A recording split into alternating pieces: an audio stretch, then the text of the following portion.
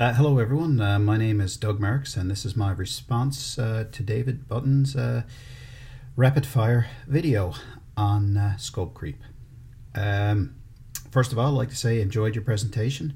I thought it was very informative and very well done. I guess to summarize the points I liked, I believe you gave a very good definition of scope creep in the beginning. And I really liked your examples of everyday life you used. It is basically the same as we do make a schedule for ourselves during the day, especially if we have families and kids.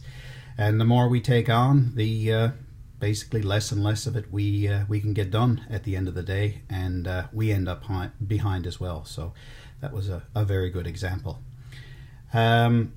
Also agree with the business approach. If you have more business oriented people than practical people or project people, things do tend to you do end up with unrealistic scopes and scope creep. A good way, as you said, to combat that was to have project people at least involved in the process with business people, to try and bring things a bit closer to reality. Another good example used, and a big problem in industry at times, is legislation. I sat next to a gentleman on a plane one time, and he was actually looking after power plants in the States, and that was his biggest fear, that a new government would come in and change the rules on emissions or what he had to burn. For fuel, it was always a big concern for him. So that point really does make sense. The management of change process, you explained the importance of that. So that's very important as well. And I'll end this off with my take on. You also mentioned gold plating. Another good example. We have. As I'm in shipbuilding, we have similar problems. We have people get into the project, and they do want, instead of having the basic piece of equipment, they do want the best. So if you add the money or add the cost of adding an improvement to every piece of equipment, you can easily run into hundreds and thousands of dollars. So our project teams combat this by basically just being very blunt and saying, well, who's going to pay for it? So it usually ends the conversation there.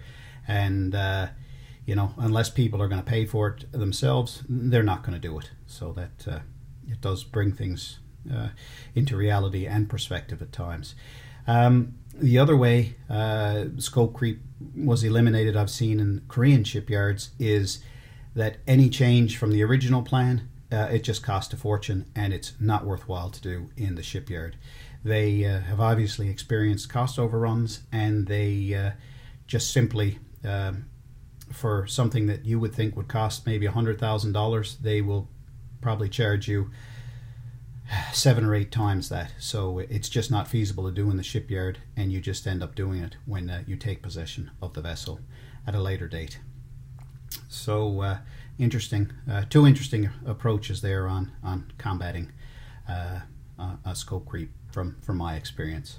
Anyway, that's my time is about up there. But again, David, enjoyed your presentation and thought it was very thorough and correct.